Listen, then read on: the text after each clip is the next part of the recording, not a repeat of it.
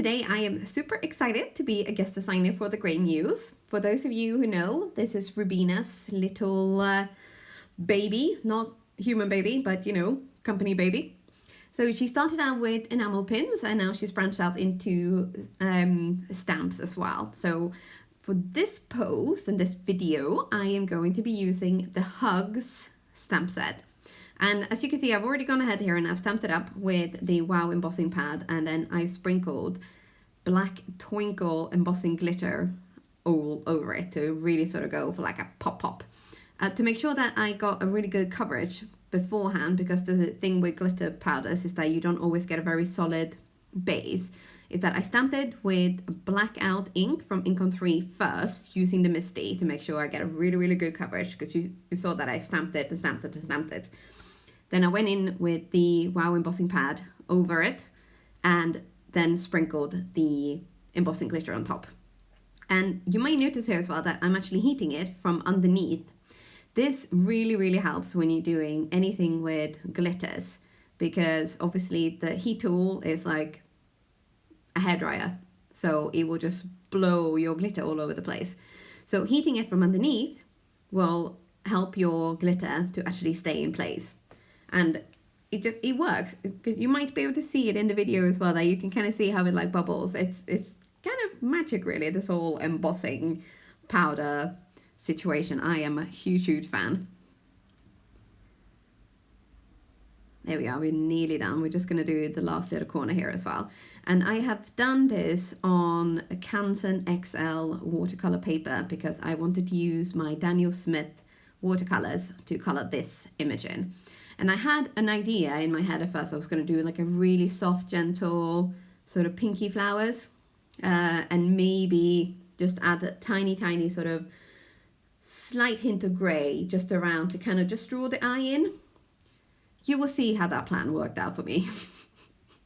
Let's just say things did not go according to plan, as it very rarely happens in Erica's little crafting world.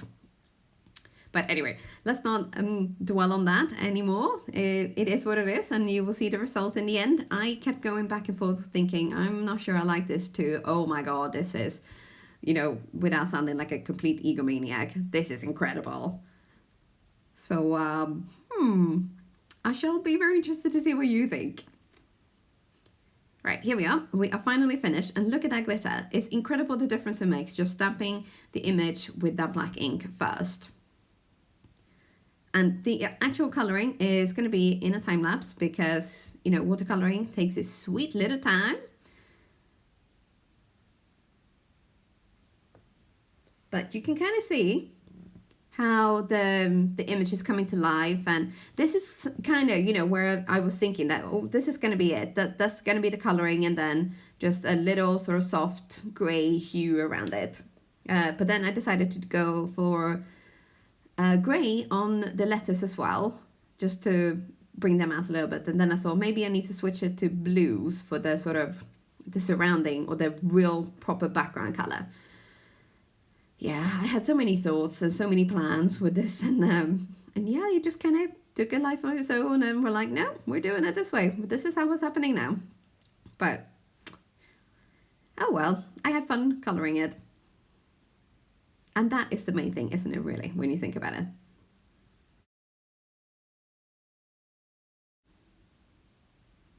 Right, so you can see here, I'm just adding a little bit here and there, just to give the kind of give the letters a little bit of life, because otherwise they're just super flat and like two-dimensional. When I know it's paper, it is two-dimensional, but you kind of just still want to bring everything to life and just make it pop. Right, so as you can see now, I have moved on to the background, and then I realized it was just a little bit too similar. So I started adding the blue, and this is where things kind of just went a little bit out of control. I really must learn a little bit more patience when I'm doing my watercoloring, especially when I'm working on backgrounds and things, because I just kept going round and round and round and adding more color and more color. So it went from what I had pictured in my head was going to be a very soft, so gentle coloring, to this. So this is the actual finished card, but at this point, when I just finished coloring it, I hadn't decided on the sentiment or anything like that yet. But I knew I wanted to use some from the You Grow Girl stamp set, but I wasn't sure which one was going to look the best. So when in doubt, stamp out loads, right? So this is black licorice cardstock from Lawn Fawn, and I have gone ahead and done a little bit of anti-static tool treatment. It sounds like it's gone in for like some major procedure. I've used my anti-static tool and then stamped it up with a WOW embossing pad and used a white embossing powder on top. And then I trimmed this all down and had a little play around to see, you know, which one was going to look the best. So I settled on the one that says You've Been On My Mind. So it reads, hugs, you've been on my mind. And to finish the card off, I decided to also add a fair good sprinkling of crystal clear fusion sequins from Studio Katja. These ones are iridescent and they just pick up the color from whatever your card is, like whatever colors is on your card. And it's just, they are so stunning and they work on every single thing. I'm slightly obsessed with these sequins and have used them on a lot of projects. But there we have the card.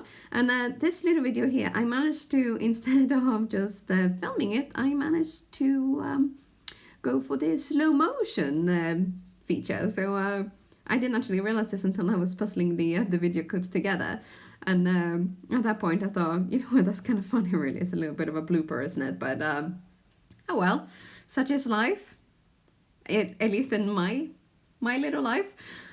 So that is the finished card, and I do have another card ready and up on the blog. So if you wanted to see what that one looks like, hop over to the blog. I will link everything below with both affiliate links and direct links to the Gray Muse for all the products that I've used in this video. And thank you so much for stopping by and spending this time with me. And as you can see, I am still going on in my little slow motion video there.